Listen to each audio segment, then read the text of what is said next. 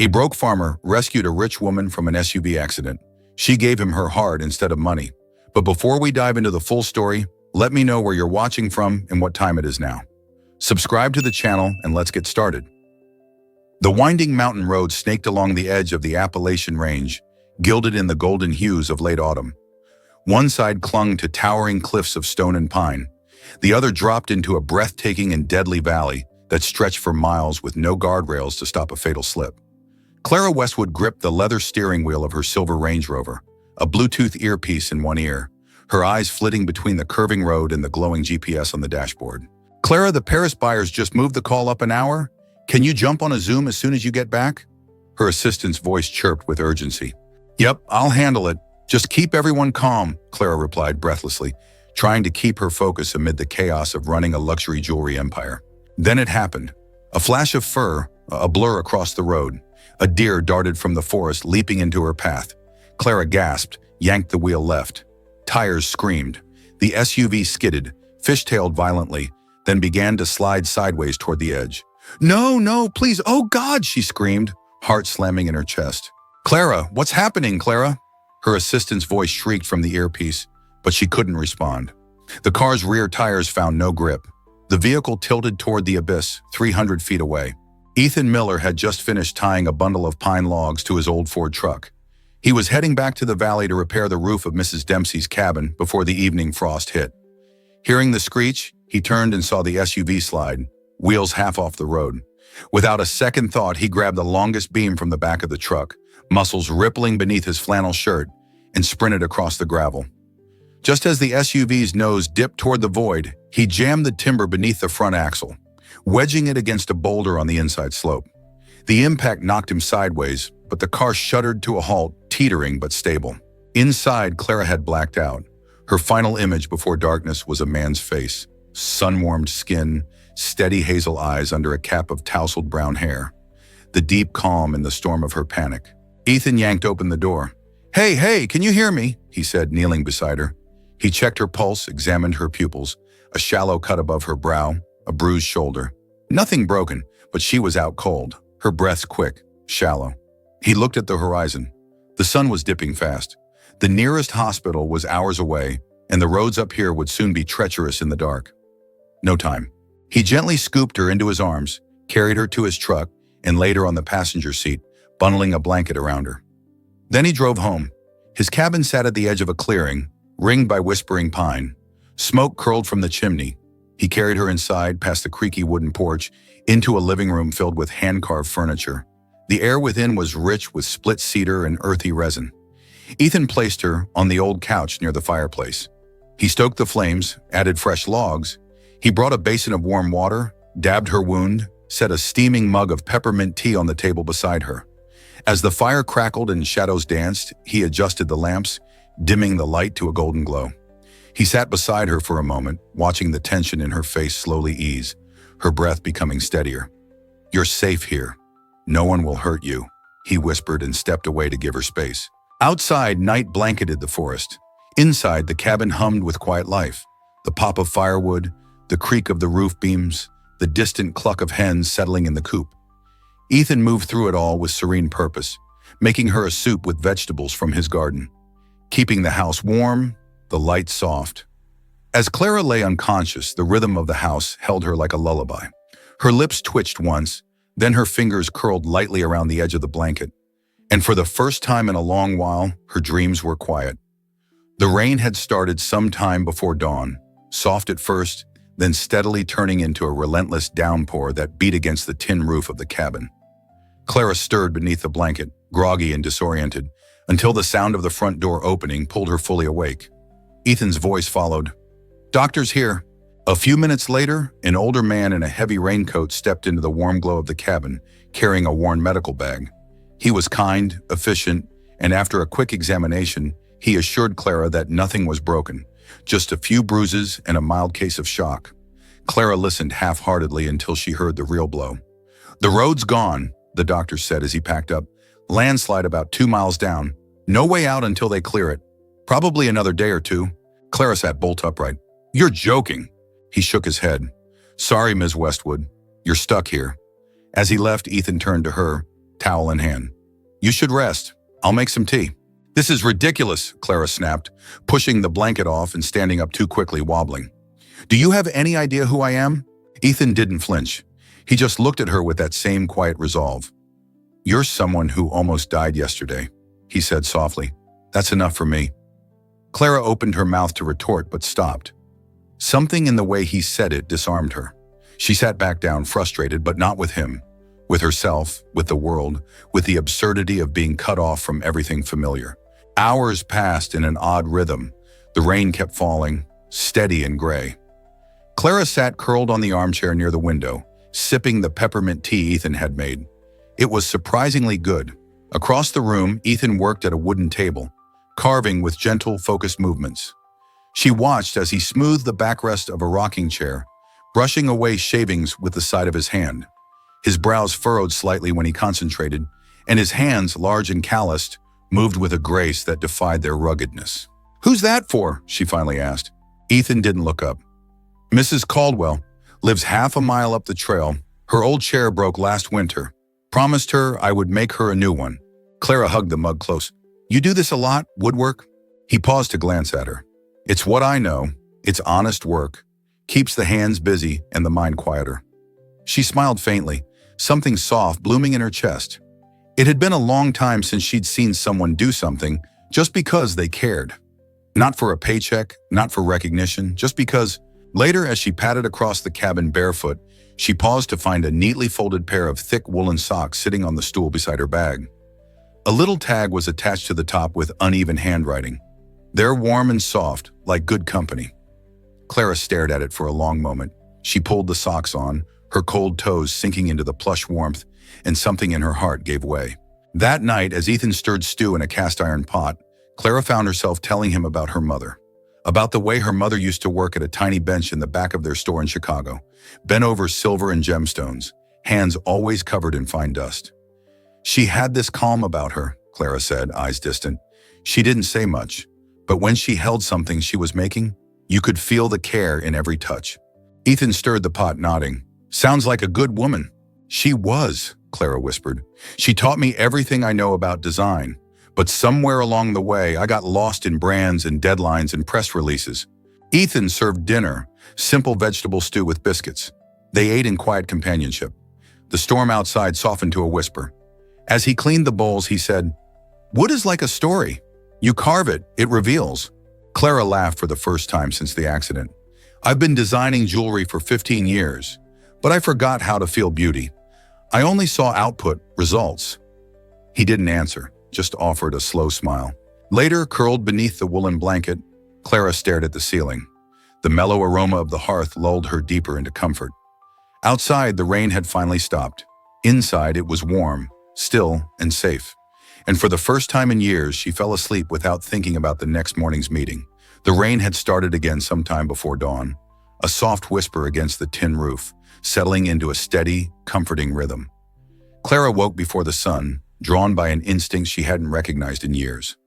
The usual city alarm, a shrill demand, was replaced by the low hum of the cabin, the distant crow of a rooster, a sound so utterly foreign, yet strangely comforting. She found Ethan already in the small kitchen, stoking the fire in the old stove.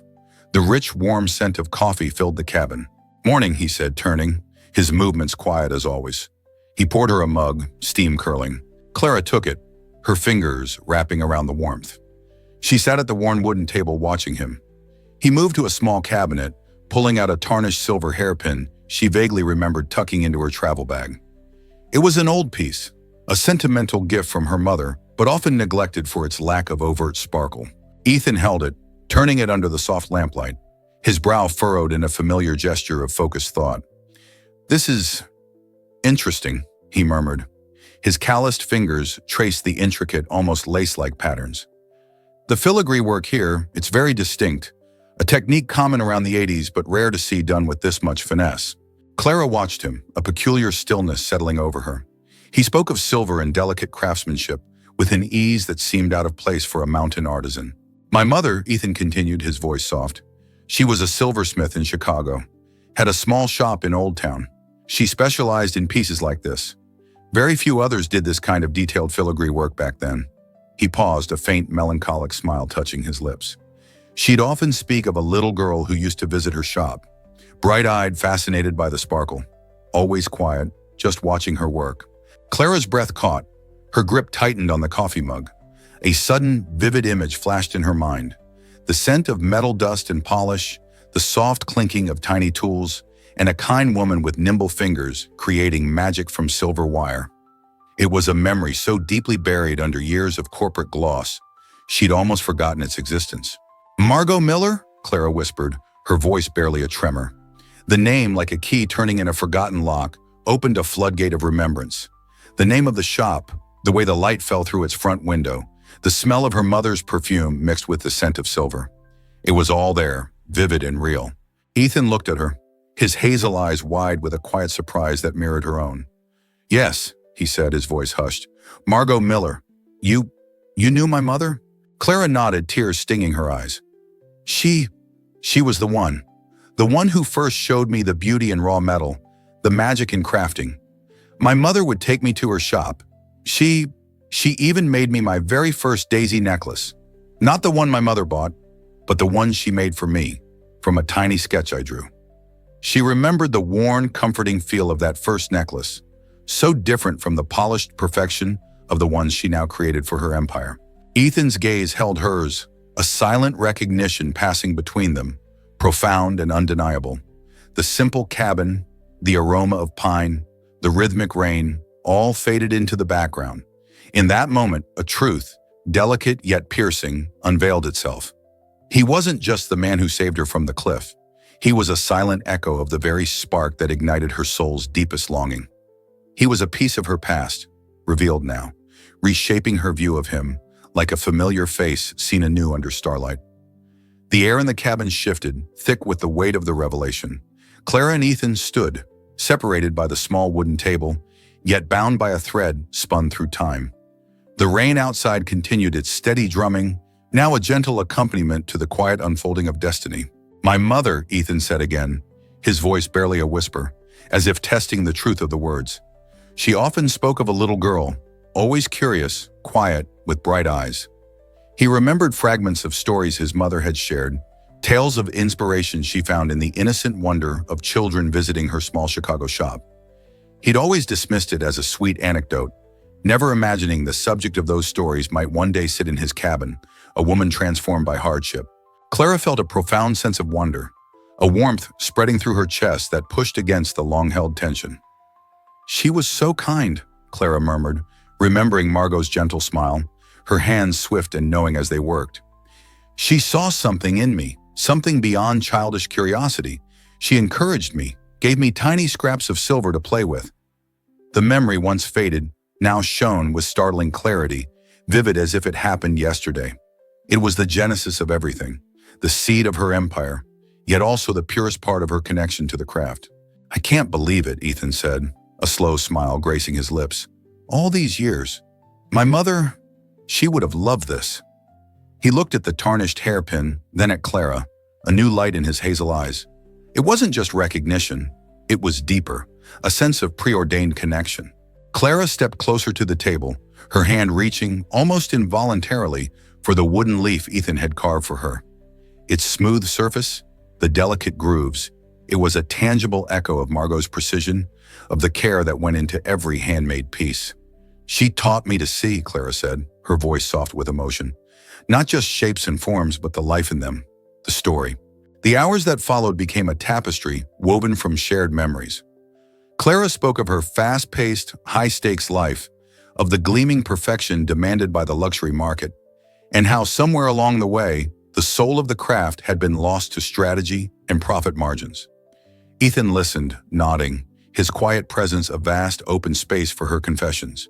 He spoke of his mother's struggles to keep her small business afloat against the tide of mass production, and how, even then, she refused to compromise on the integrity of her art.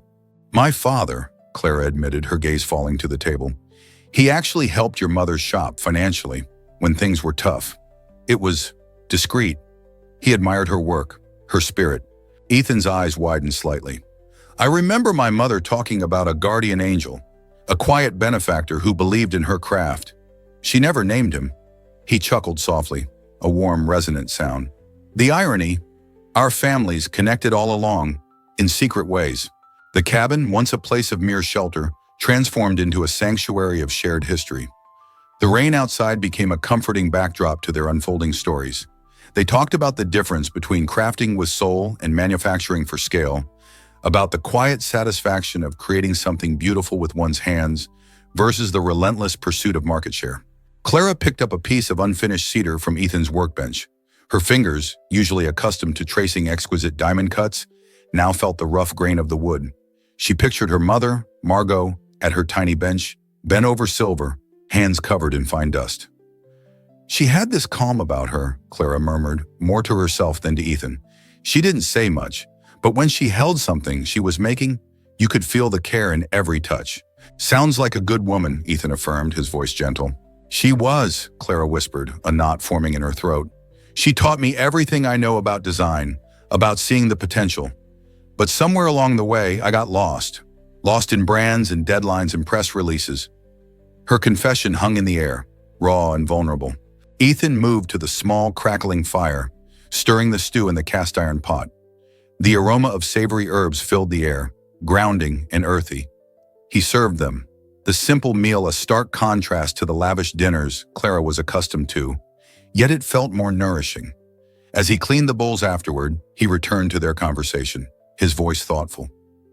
Wood is like a story, he said, drying his hands slowly. You carve it, it reveals. Clara looked at him, a genuine laugh bubbling up, light and free. I've been designing jewelry for 15 years, she said, but I forgot how to feel beauty. I only saw output, results. She laughed again, a little mournfully. He offered no solution, no grand advice, just a slow, understanding smile. His silence was a comfort, a space where she could simply be, without judgment. Later, curled beneath the woolen blanket, the wooden leaf from Ethan clutched in her hand, Clara stared at the ceiling, the gentle aroma of pine and hearth, the soft creak of the cabin, the distant hoot of an owl. They lulled her deeper into a comfort she hadn't experienced in years. She felt raw, exposed, yet strangely at peace. For the first time in years, she felt something real stirring inside her. The knowledge of their shared past, of Margot Miller's quiet influence, had woven a new, deeper thread into her heart. It was a realization that went beyond the immediate connection, hinting at a purpose and a belonging that had been unnoticed before. And when sleep finally came, it was deep and dreamless, a quiet surrender. The third morning arrived draped in a soft, ethereal fog, a gentle veil over the whispering pines. Clara woke before the sun, drawn by an instinct she hadn't recognized in years. The usual city alarm, a shrill demand, was replaced by the low hum of the cabin, the distant crow of a rooster, a sound so utterly foreign, yet strangely comforting. She found Ethan already in the small kitchen, stoking the fire in the old stove. The rich, warm scent of coffee filled the cabin. "Morning," he said, turning, his movements quiet as always. He poured her a mug, steam curling.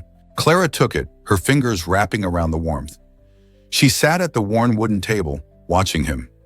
He moved to his garden plot, his figure a silhouette against the pale light, his hands already busy with the earth. Something stirred within her, an unbidden urge. She descended the creaky steps, her bare feet finding the dew-kissed grass. "Good morning," she said, her voice softer than she intended. Ethan looked up, a gentle smile spreading across his face. "Morning. Thought you might still be asleep." "Not today," she replied, and without another word she knelt beside him. The soil was cool, damp, yielding easily to her touch. She began to pull at the weeds, her fingers clumsy at first, then slowly finding a rhythm. The sharp aroma of mint and basil, released from the disturbed earth, filled her senses. It was a simplicity she hadn't known she craved, a connection to the tangible world that felt profoundly healing. There were no instructions, no rush, just the quiet communion of labor. Later, as the fog lifted, revealing a sky of brilliant blue, they ate breakfast. Fresh eggs from Ethan's hens, warm bread, homemade apple preserves. Clara found herself savoring each bite, truly tasting the food, something she hadn't done in years. The frantic energy that usually hummed beneath her skin had quieted, replaced by a deep, almost lazy contentment. Afterward, Ethan led her to his workshop.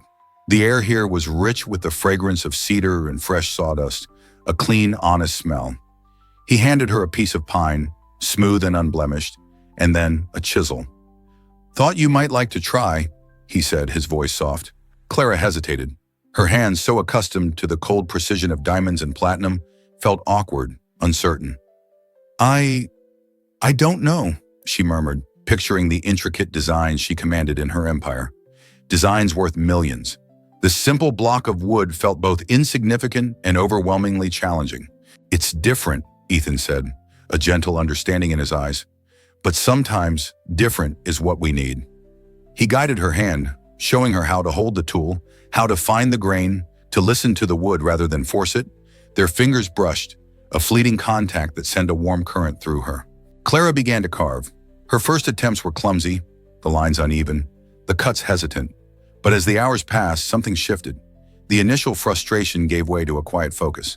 She felt the subtle resistance of the wood, the whisper of the grain, the slow, deliberate unfolding of a form.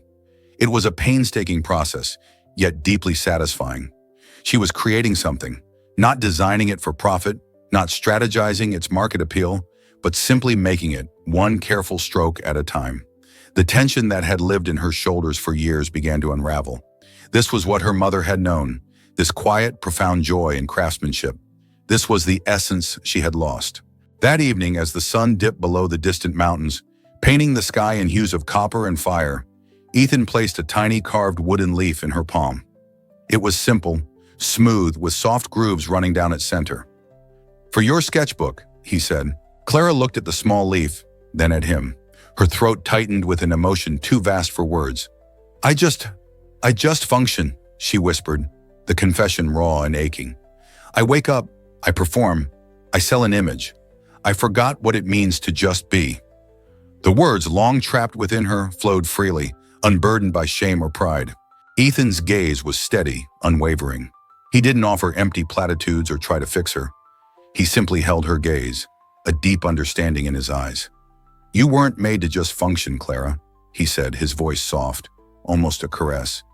"You were made to shine." She clutched the wooden leaf to her chest, feeling its warmth against her skin. For the first time in years, someone had seen through the layers, the brands, the curated perfection, and simply seen Clara. A deep, quiet peace settled over her, sealing a wound she hadn't even realized was gaping. The relentless pressure to perform, to be perfect, the yearning for authentic connection, for simple, unadorned beauty, found a quiet harbor here. Later, as she lay curled beneath the thick quilt, the carved leaf still clutched in her hand, the cabin hummed with the quiet rhythm of night. The comforting aroma of pine and hearth was a lullaby, deep and true. She wasn't whole, not yet, but something real, something profoundly hopeful stirred within her. Then a sudden, sharp alien sound cut through the silence, a faint, almost ghostly ping. Clara sat up, disoriented. It was the distinct sound of a notification. Her phone, lying neglected on the bedside table, suddenly glowed, a single bar of signal flickering to life like a distant, unwelcome star. The screen displayed a cascade of missed calls, urgent emails, and alarming headlines about her company. The serenity of the cabin fractured, the soft peace that had settled over her heart cracked, unveiling a deeper rift. The relentless, unforgiving world she had left behind, now reaching out to pull her back, like a relentless tide against a tranquil shore. The low hum of a black rescue helicopter descended into the clearing behind Ethan's wooden house. Its spinning blades stirred the pine-scented air, rattling the tin roof. Clara zipped up her suitcase with trembling hands. The cabin's warmth lingered on her skin, clinging like smoke from the hearth. Her eyes swept across the room one last time, soaking in every inch. The worn table, the rocking chair by the fireplace, the stack of carved wooden toys in the corner. She reached into her coat pocket, then the dresser, then the bathroom counter. Her fingers trembled. "My necklace," she whispered, panic edging into her voice. She dropped to her knees, searching the floor beneath the bed, the space behind the nightstand. "It was here. I had it when I came." From the open doorway, the rescue pilot checked his watch. "We need to go, Ms. Westwood. Weather's shifting fast. Another hour, and it may not be safe to lift." Clara looked up, eyes wide. "It's a daisy pendant. My mother gave it to me before she died. It's all I have of her." The pilot hesitated. "We don't have time for a full search. I'm sorry." Ethan stepped inside, a soft frown on his brow. "I'll find it," he said gently. "If it's here, I'll find it and send it." Clara met his gaze, something raw tightening in her chest. "Thank you," she said, voice tight, "for everything." She walked past him, her suitcase bumping down the steps, and climbed into the helicopter. As they lifted off, Clara stared out the window. Below, the cabin grew smaller and smaller, the roof like a matchbox in a forest of giants. Ethan stood motionless in the clearing, one hand raised, the other clenched by his side. He didn't chase. He didn't call out. But somehow his stillness said everything. The ride back to the city blurred past her. Skyscrapers swallowed the sky, horns blared, phones rang, her name flooded inboxes, designs delayed, contracts pending, VIP clients waiting. She walked into her downtown studio, flanked by glass and chrome, but the walls pressed in now. The forest quiet echoed louder than all the buzzing chatter. Everything moved fast. Too fast. She answered emails, reviewed sketches, approved samples, but every task felt hollow. She found herself staring at a block of silver for 20 minutes, unable to picture it as anything more. That night, she lay in her high-rise penthouse. The bed was too big, the silence too sharp. Her hand instinctively reached for the necklace at her collarbone and met only bare skin. 2 mornings later, her assistant handed her a package with no return address. It was small, carrying a faint pine aroma, tied with hand-woven twine. Clara took it into her office, hands trembling slightly. Inside was a wooden box, carved with intricate leaves and a single word burned into the lid. Clara. Her breath caught. Her fingers hovered over the latch before lifting it. Inside, nestled in soft linen, was her mother's daisy pendant, shining, whole, untouched. She covered her mouth, tears slipping free. It wasn't just the return of the necklace. It was the box itself, the detail in the carving, the warmth of the wood, the time and care it had taken to shape something so simple and so meaningful. Clara whispered through her tears, "He saw me, even when I forgot myself." She pressed the box to her chest, eyes closing. And for the first time since she'd left the cabin, she made a decision that didn't involve anyone else's expectations. She would go back. 2 weeks later, Clara Westwood left a high-profit meeting halfway through a heated debate about the spring jewelry line, ignoring the stunned expressions of her executive team.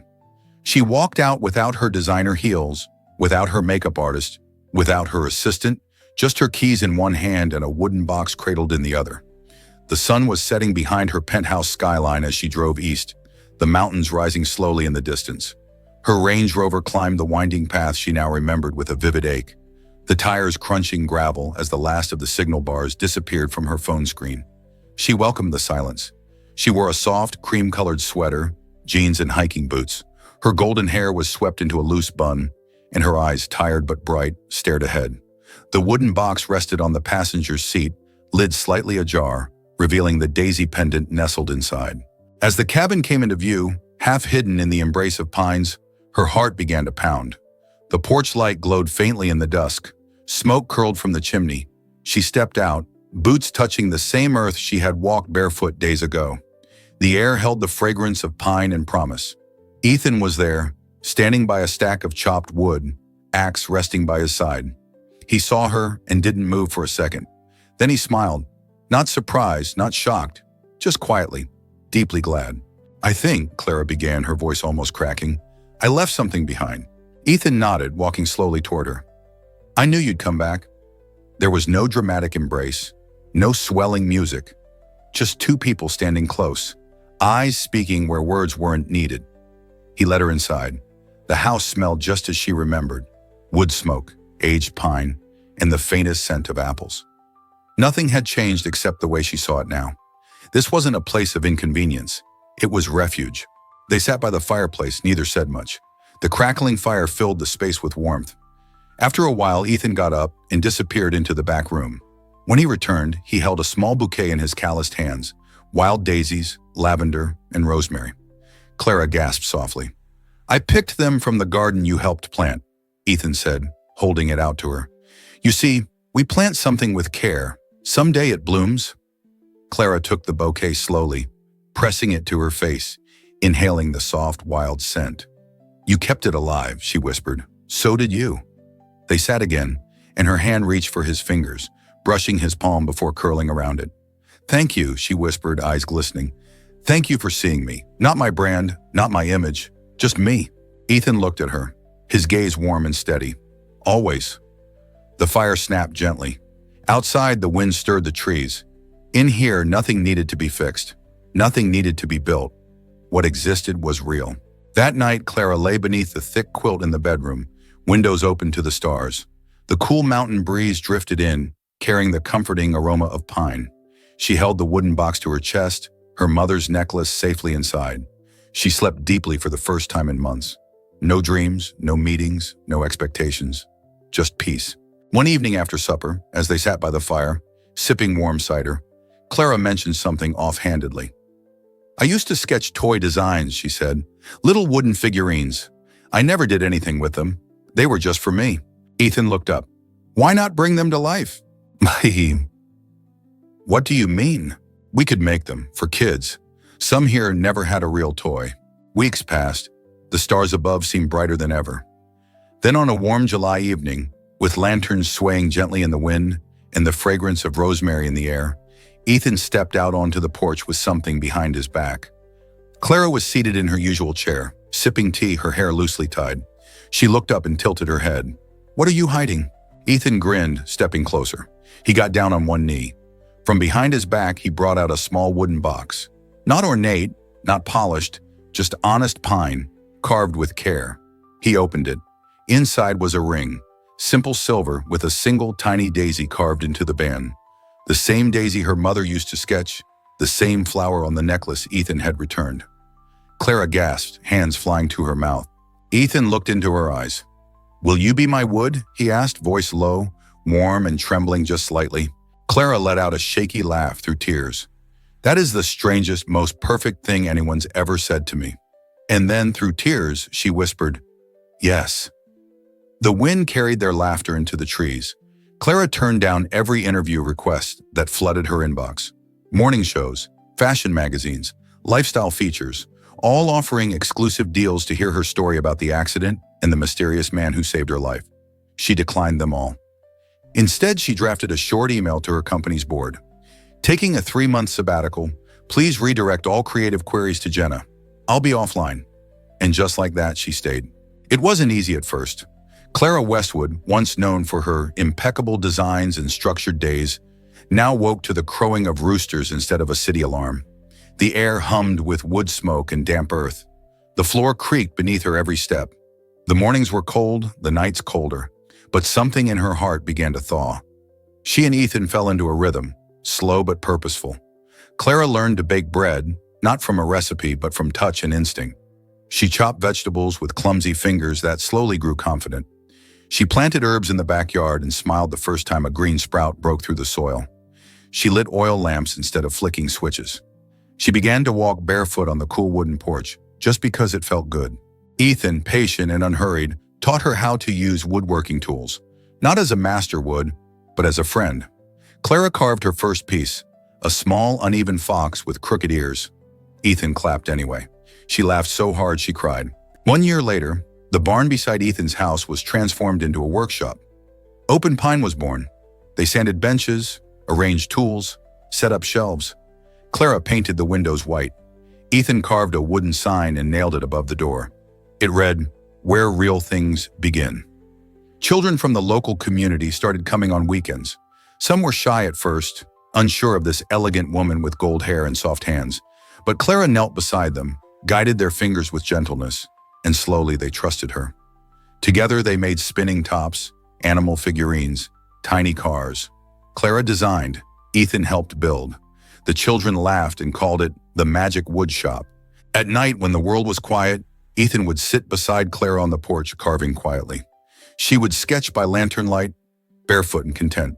Then on a golden autumn afternoon, Clara and Ethan were married.